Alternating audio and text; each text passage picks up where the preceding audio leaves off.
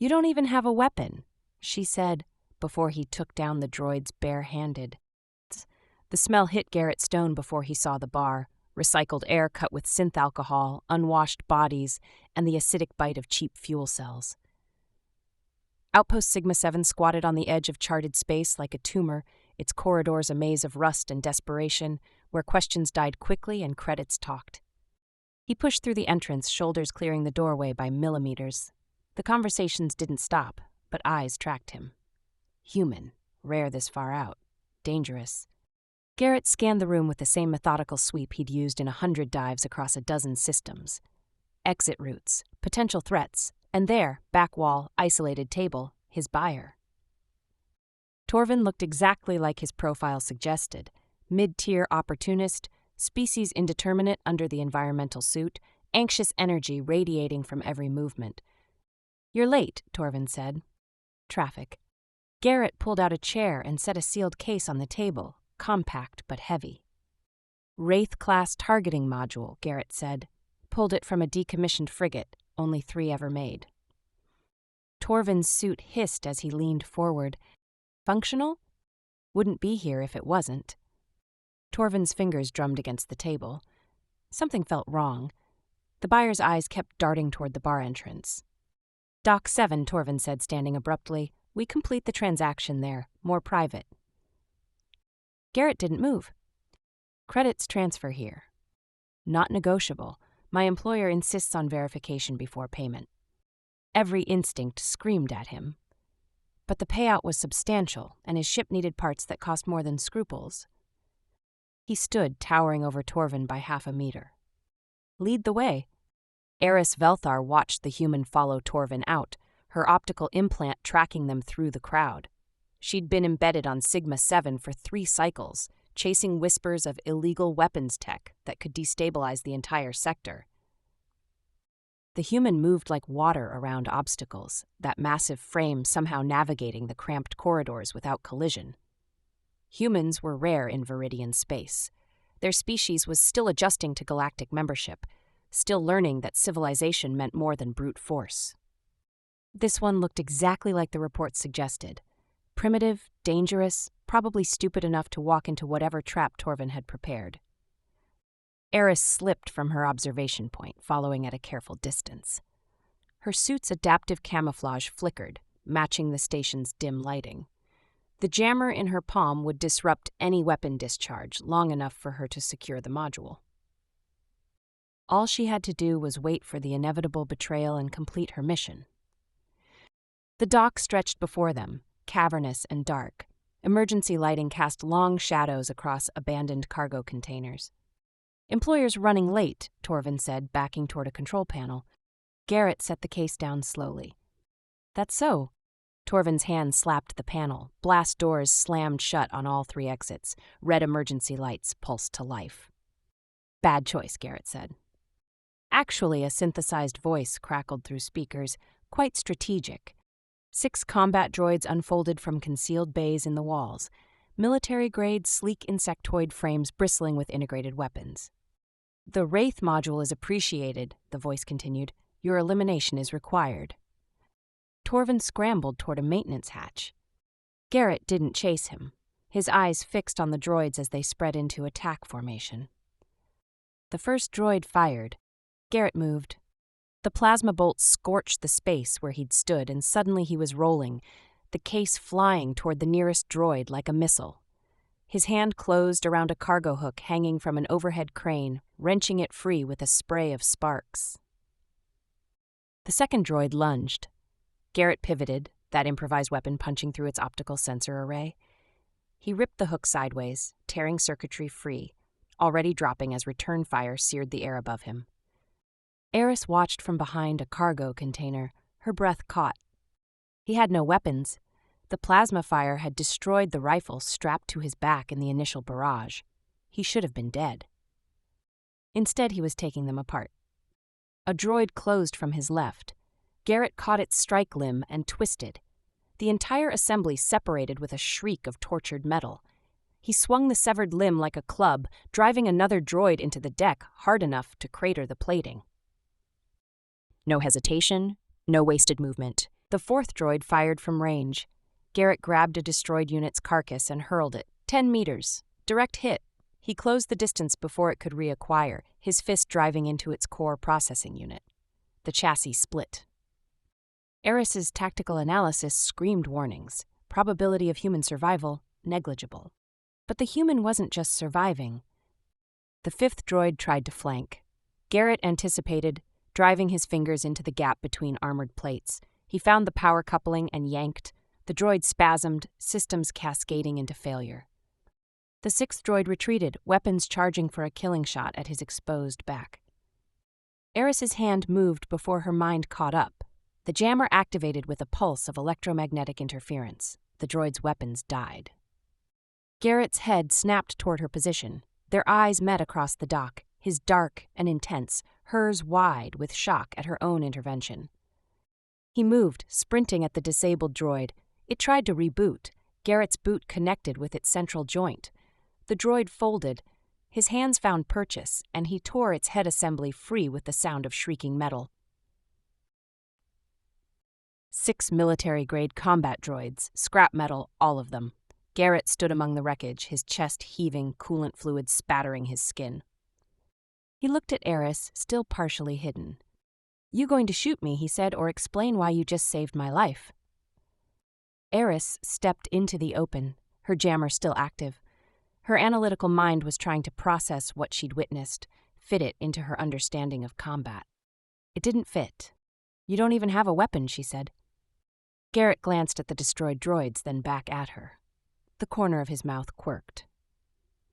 "Don't need one." The blast doors groaned. Someone was overriding the lockdown from outside. "We need to leave," she said. "Both of us.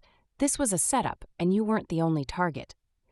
Garrett moved toward her, and despite everything she'd just seen, Eris took a step back. The movement was instinctive. Prey recognizing predator. He noticed. His advance stopped. "Who set you up?" he asked. "I don't know yet, but whoever arranged this wanted us both dead and that module destroyed." The blast doors ground open 1/2 meter. Voices echoed from the corridor. Garrett grabbed the case, then paused. "You coming or not?" Eris looked at him, this brutal, efficient predator who just dismantled 6 droids with his bare hands. Every protocol she'd ever learned said to extract alone, to follow procedure. But procedure had just tried to kill her. She moved to his side. "Maintenance shaft, north wall, I can override the locks." They ran together through the station's guts, the sound of pursuit growing behind them. And as Eris led this dangerous human deeper into Sigma-7's shadows, one thought crystallized in her mind. Everything she'd believed about humanity was wrong. The maintenance shaft reeked of ozone and burnt lubricant. Eris led the way through the narrow passage, her fingers dancing across a portable interface as she sealed bulkheads behind them. The sound of their pursuers faded, replaced by the station's mechanical groaning, recyclers churning, life support straining against the void outside. Garrett followed in silence, that case tucked under one arm like it weighed nothing.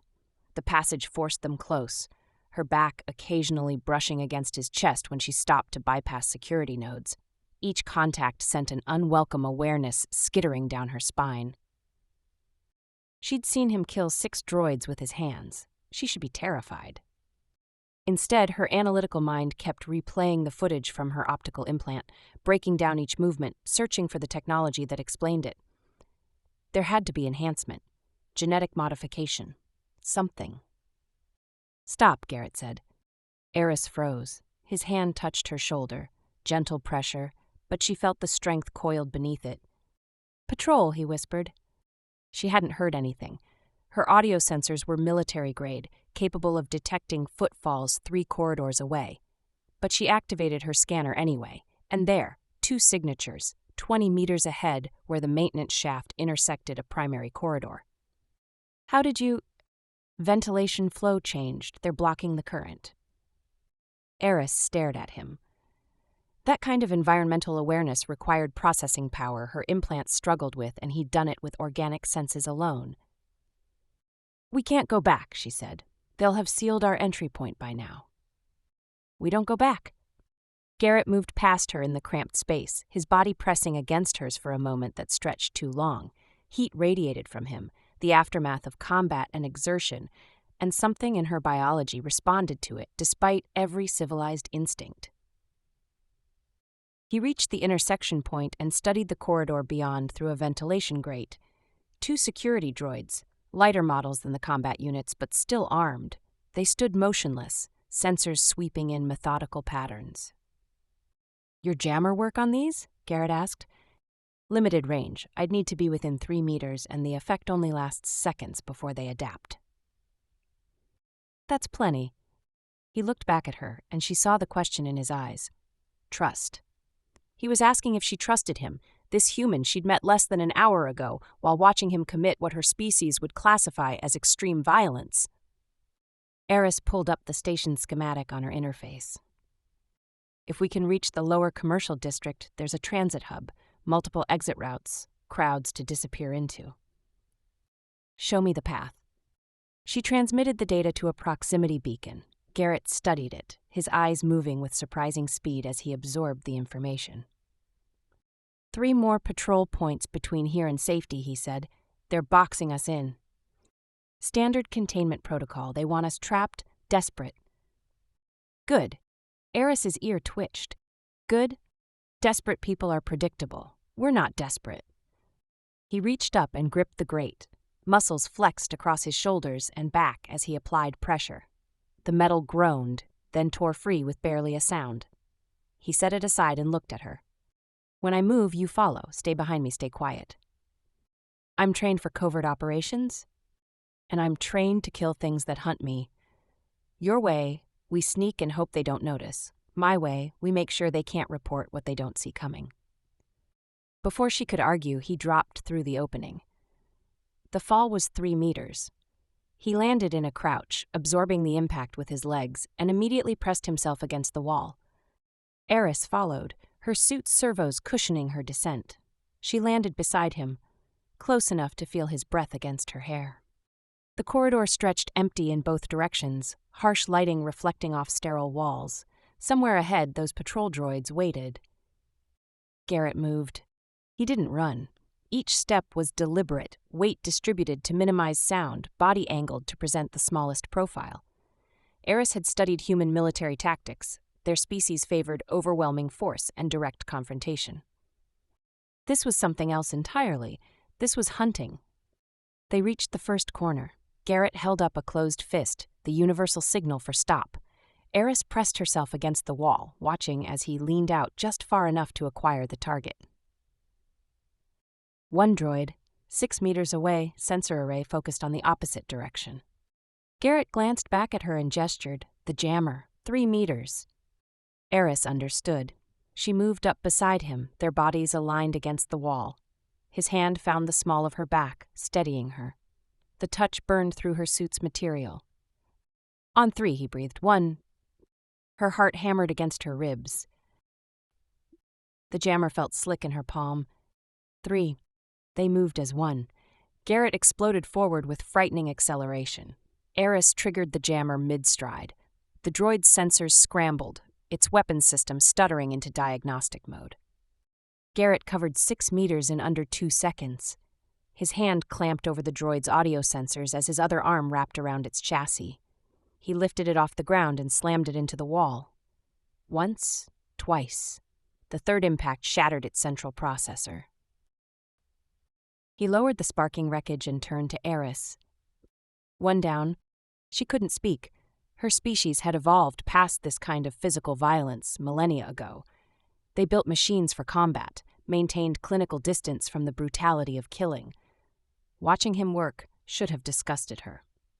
Instead, something primal stirred in her chest, recognition of capability, of strength that needed no tools or technology to be lethal. "You're staring," Garrett said. "You're concerning." "Yeah, I get that a lot." They continued deeper into the station's infrastructure. The next patrol was a pair, more alert, positioned to provide overlapping coverage. Garrett studied them for a full minute, his breathing steady, eyes tracking their movement patterns. "Can't take them both before one sounds the alarm," he said. "So we find another route?" No, we adapt. He pointed to an overhead conduit bundle, thick cables running along the ceiling. Those power lines feed this entire section. Cut them. Lights arc for maybe 10 seconds before backup engages. That's not enough time. It is for me. You handle the lights, I'll handle them. Eris wanted to argue, to present 7 different tactical objections.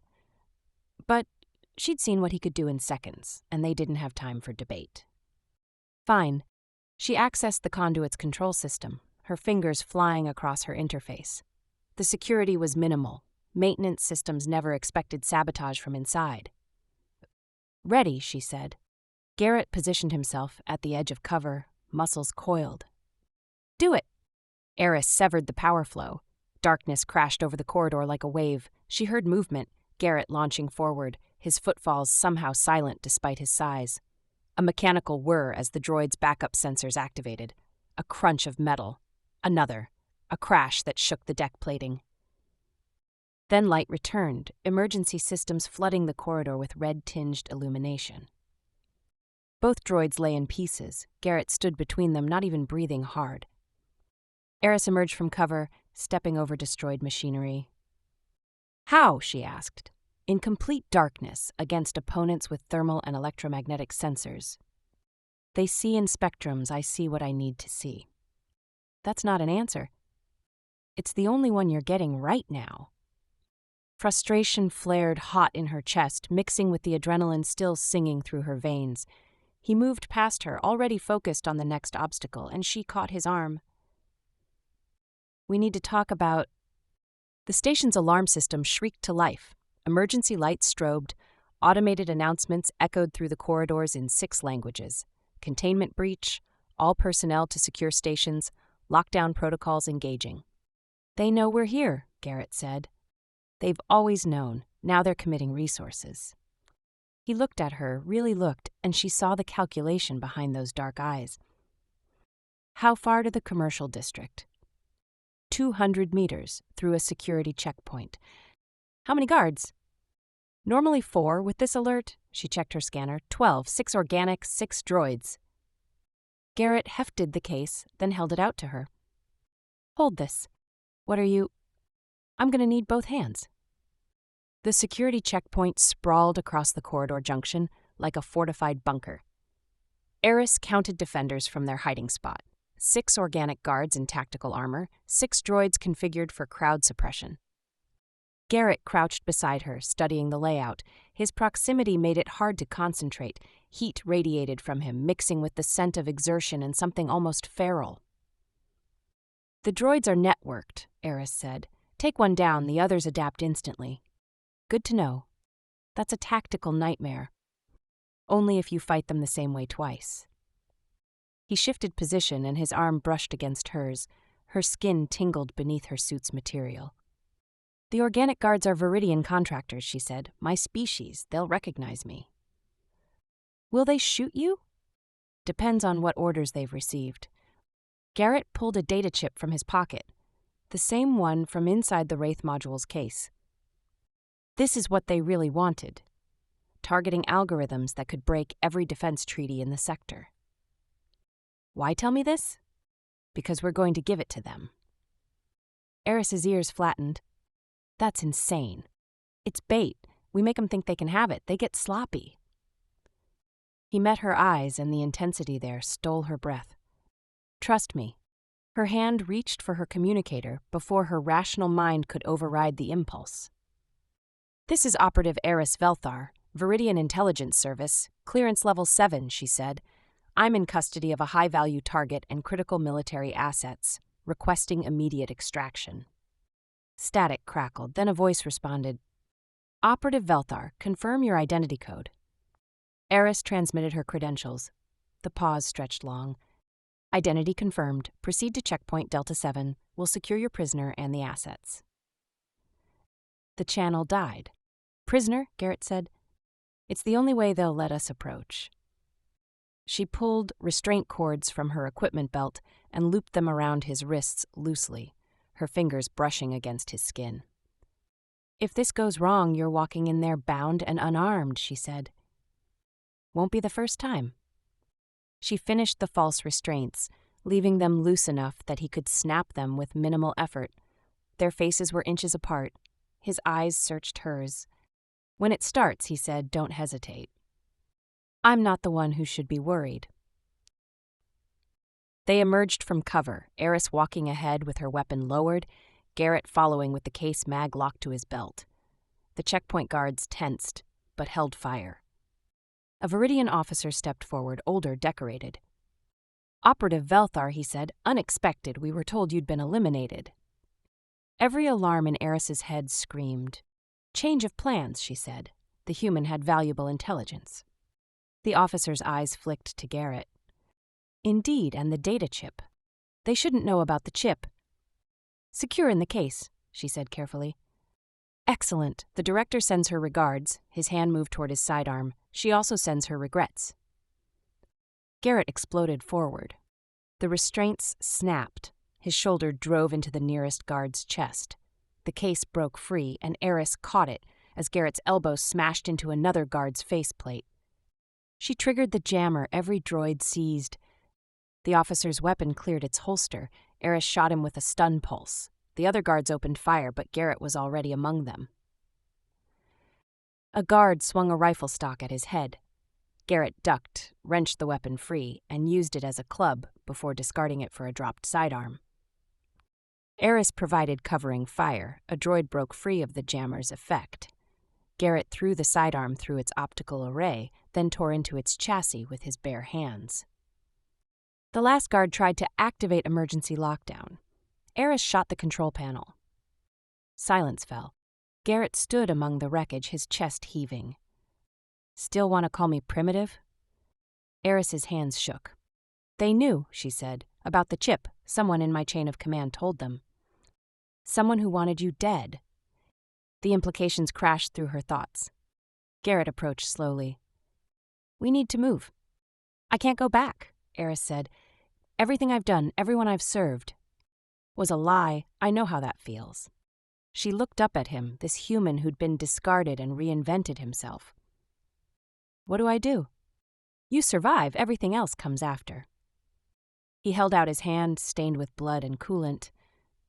Eris took it. His grip was warm and certain. He pulled her to her feet, and they stood close enough that she could feel his heartbeat. "The data chip," she said, "we need to know why." They found a secure terminal in the operations center. Eris loaded the chip's contents. What appeared made her blood run cold.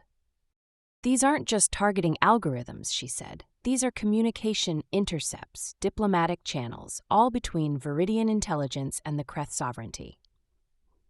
Your enemies. For 300 years, this shows joint operations, weapons deals, coordinated attacks on neutral parties." Her voice cracked. "They're manufacturing the war, both sides." Garrett's jaw tightened. "How high does it go?" Eris pulled up the authorization codes. Her hands froze. "Director Vena Teshkara, my superior." She looked at Garrett. "She's been running it for decades." "Then she knows you're alive, knows we have this data." "She'll send everything to kill us." Garrett's smile was predatory. "Good, now we know who the real enemy is." They had 12 minutes before reinforcements arrived. Eris knew Director Teshkara's protocols: overwhelming force, no survivors, sanitize the evidence. "We need a ship," Garrett said, stripping equipment from unconscious guards. He tossed a plasma rifle to Eris. "The hangar's on the opposite side of the station, 3 commercial districts and 2 security zones." "Then we better start running." Eris copied the chip's data to her personal storage, then destroyed the terminal. They moved through the checkpoint's rear exit into a maintenance corridor. Eris took point, her interface mapping the route while monitoring security channels. The chatter was escalating, containment teams mobilizing, kill orders transmitted, her face flagged as a traitor. Everything she'd built over 8 years, gone in an hour. Garrett's hand touched her shoulder. "Stay focused," he said. "Regret later." "I'm focused. You're spiraling." She wanted to argue, but he was right. Her thoughts kept fracturing, replaying every mission under Teshkara's command. "How do you do it?" she asked. "Just keep moving when everything behind you is burning." Because what's behind doesn't matter anymore, only what's ahead. They emerged into a commercial district, shops and vendor stalls crammed into converted cargo bays. The crowd provided cover, but also meant witnesses. Eris kept her weapon concealed.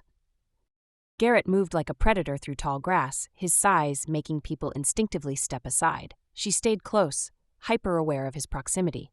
Every accidental contact sent sparks across her nerves. 2 minutes to the next checkpoint, Eris said. 4 guards. We talk our way through or fight. Fighting draws attention. They approached with manufactured casualness. The guards looked bored until one Viridian straightened, his hand moving to his weapon. Identification, he said. Eris transmitted false credentials. The guard's scanner processed the data, and she watched his expression shift as the security update hit his system. His weapon started to rise. Garrett moved first. His hand closed on the guard's wrist, twisting with precise force. The other Viridian lunged, and Eris swept his legs, stunning him before he could call for backup. The 2 alien guards scrambled for weapons. Garrett drove his elbow into one's throat while ripping away the second guard's rifle. He reversed it, dropping both targets in under 3 seconds. Civilians scattered, screaming. So much for not drawing attention, Garrett said, grabbing her hand. They ran. Alarms shrieked. Eris's scanner lit up with hostile signatures converging. Dozens of guards, military droids, heavy weapons teams. Hangar's 200 meters, she said, but they're cutting us off. Then we don't go to the hangar.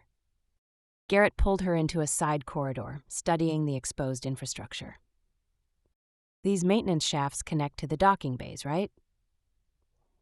Yes, but they're not pressurized. We'd need suits.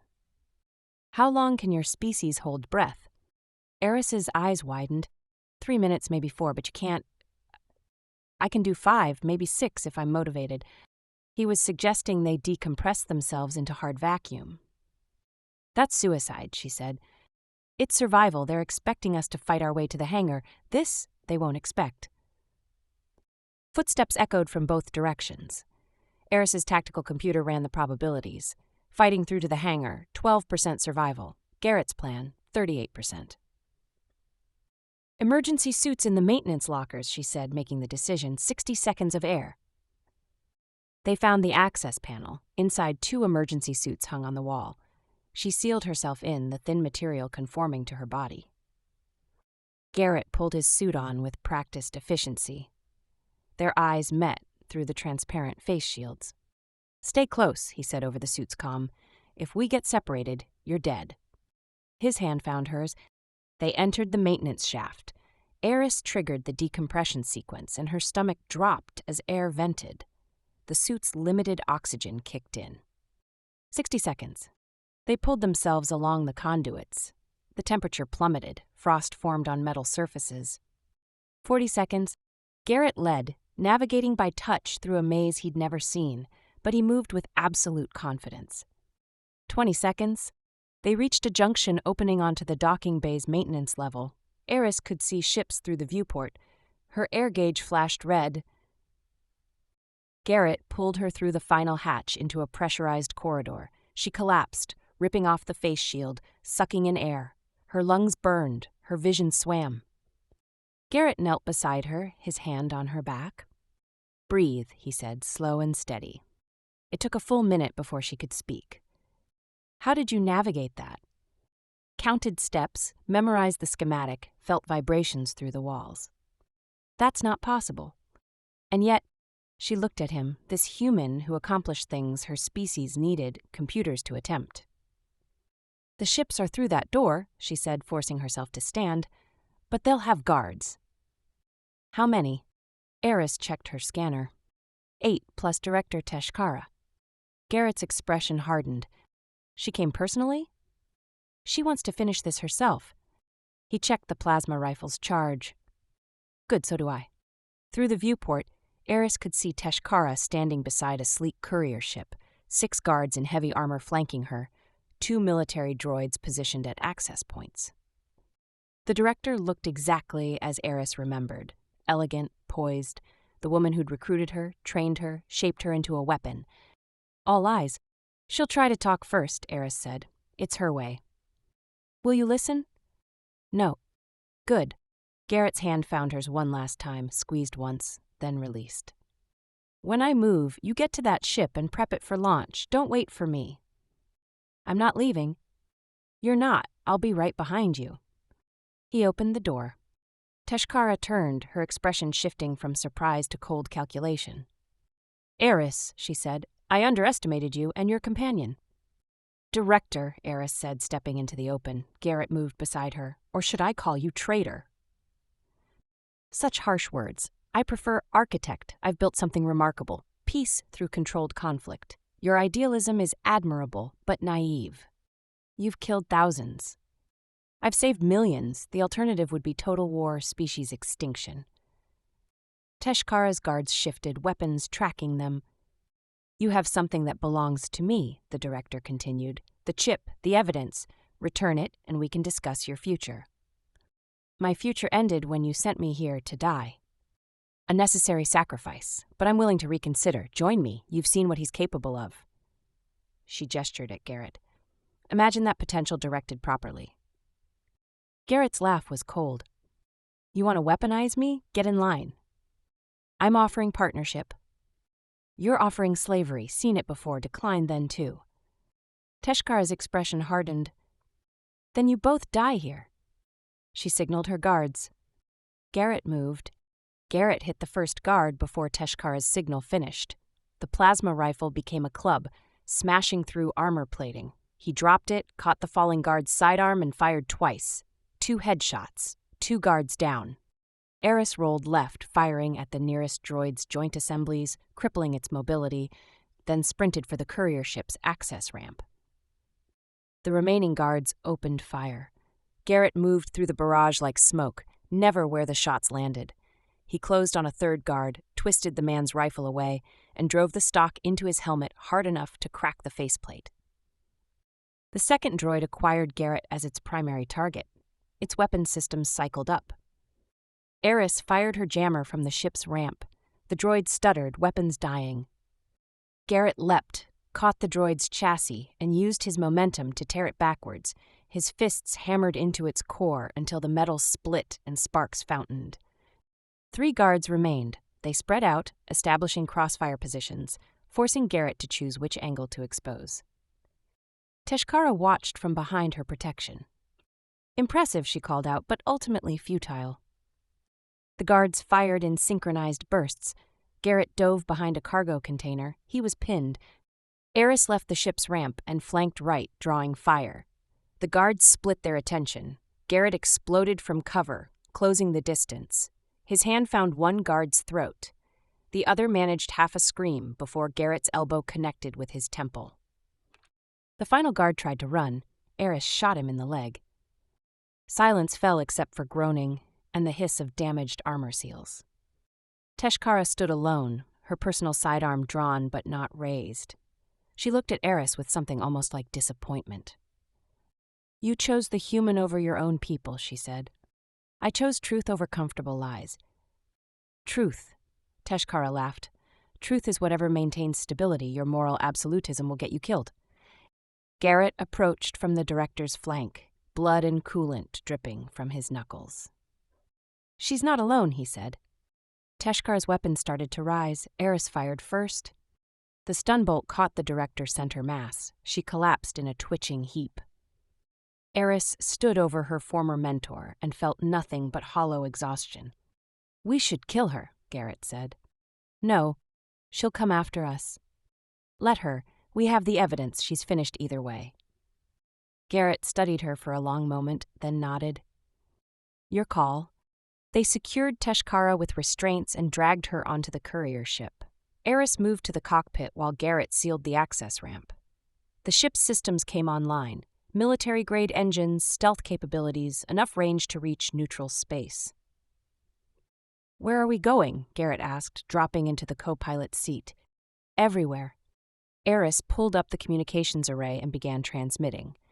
The chip's data went out in compressed bursts to every independent news organization, every diplomatic channel, every intelligence agency that wasn't compromised. Hundreds of transmissions, simultaneous, impossible to suppress. Evidence of the conspiracy flooded across galactic networks. Garrett watched the transmission counters climb. "That's going to make a lot of people angry," he said. Good, they should be angry. The ship's proximity alarms shrieked. Station security was scrambling interceptors. Eris's hands flew across the controls, overriding the clamps, pushing the engines to full power. They launched hard, acceleration pressing them into their seats. The courier punched through the station's defensive perimeter. Eris plotted a jump to hyperspace. 30 seconds to jump, she said. Garrett's hand covered hers on the console. You did the right thing, he said. Did I? How many people will die in the chaos this causes? How many would have died in the wars Teshkara was manufacturing? Sometimes the right choice still hurts.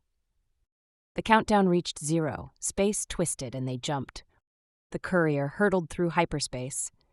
Eris sat in the pilot's seat, watching the distorted starfield, trying to process what they'd done. What happens now? She asked. Garrett leaned back.